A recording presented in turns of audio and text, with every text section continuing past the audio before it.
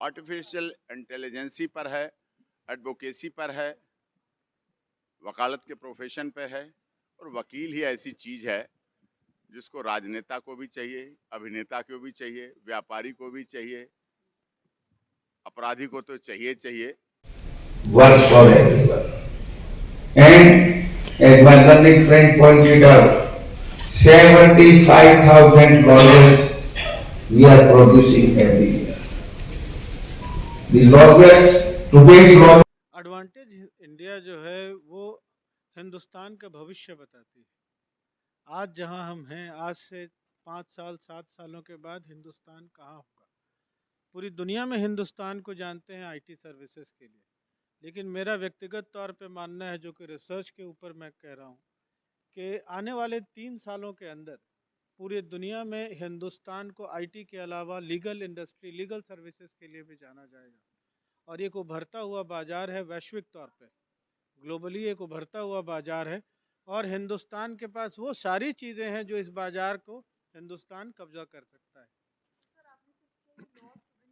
नहीं, ये किताब है, लॉ स्टूडेंट्स भी पढ़ सकते हैं, आम जनता पढ़ सकती है, जिनको ये जानना है कि लॉ का मतलब कानून का विकास हिंदुस्तान के अंदर कैसे हुआ, वैदिक पीरियड में कानून की व्यवस्था क्या थी।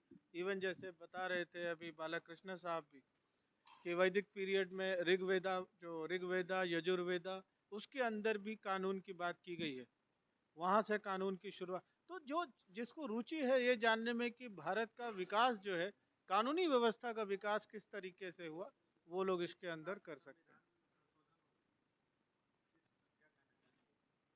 नहीं, संविधान में संशोधन तो जरूरी है होना, इसलिए कि देखिए, आपको हिंदुस्तान में जो पेंडेंसीज है केसेस की, राइट, आप देखिएगा कि किसी भी आप कोर्ट में जाएंगे, करोड़ों केसेस पेंडिंग हैं। आपको सबसे पहले सोच इसके चलते, अभी अभी हमारे कोई वक्ता कह भी रहे थे कि 89%, करीब 90% लोग अंडर ट्रायल हैं, जो कि ट्रायल के दौरान जेलों में बंद है, राइट।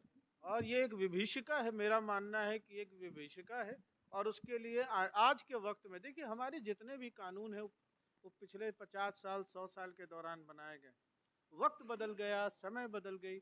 अब इस नए दौर में हमें नए सोच की ज़रूरत है, नए कानून की भी ज़रूरत है। दौर के चैलेंजेस भी हैं कि हिंदुस्तान को आने वाले दिनों में और क्या क्या चैलेंजेस एड्रेस करने पड़ेंगे।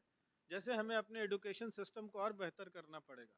हमें अगर वैश्विक तौर पे, वैश्विक पटल पे अपना नाम कमाना है और अपने आप को स्थापित करना है, तो उसके अंदर हमारे एजुकेशन सिस्टम को बेहतर करना पड़ेगा। तो ऐसा नहीं है कि इसमें सिर्फ अच्छी बातें हैं, इसमें वो भी चीज़ें हैं कि हम किस तरीके से अपने आप को बेहतर कर सकते हैं। फॉरेन से वहाँ का काम यहाँ पर कर सकें, उनके जो वकीलों के जो लॉ फर्म हैं उनका काम जिस यहाँ पर हमारे वकील कर सकेंगे, लॉ स्टूडेंट्स कर सकेंगे, लॉ टीचर्स कर पाएंगे, उसमें ये बताया गया कि इंडिया में ये काम बाहर की फॉरेन लॉ फर्म्स हैं, फॉरेन कंपनीज हैं, वो इंडिया में क्यों दें।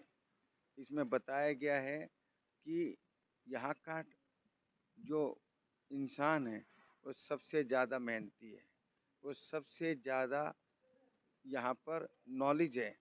यहाँ का आदमी अभी भी अमेरिका में जो बच्चे हैं लॉयर्स हैं, अगर उनको कहो कि 10 कितने होते हैं तो वो कंप्यूटर से देखेंगे।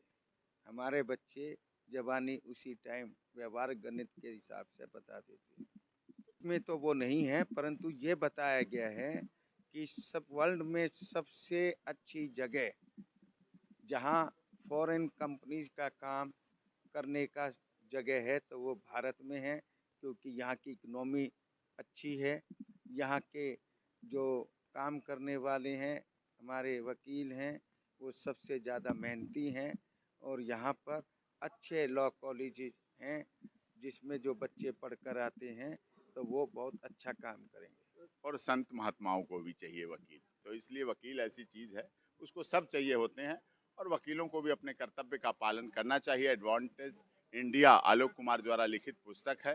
निश्चित तौर पर हमने उनसे अनुरोध भी किया है, इसको सब जगह पहुँचवाएँ, जहाँ तक पहुँचा सकते हैं, और उसमें करें। और वहाँ सर्वसम्मति से सुप्रीम कोर्ट ने एक जजमेंट दिया है। इसके बारे में हम और आप कोई होते नहीं है उस पर अपने विचार रखने वाले, और किन्होंने अपना विचार रखा है तो उन्होंने अपने व्यक्तिगत विचार रखे हैं, और इसकी आज़ादी है अपने देश में। कानून ही हमें आज़ादी देता है कि हम अपने व्यक्तिगत विचार रख सकें। लेकिन मेरा व्यक्तिगत तौर पे मानना है कि ये जो जजमेंट, जिस जजमेंट की आप बात कर रहे हैं, वो सुप्रीम कोर्ट के 5 बेंचों की जज थी, और 5 बेंच जज ने यूनानिमसली उसके ऊपर फैसला दिया। इसमें कोई बात करने की ज़रूरत बनती नहीं। Very hard working. They are more intelligent than what we were. We were not having those facilities, but the lawyers, but the law students are getting the facilities today. But you have to be sincere to your duties.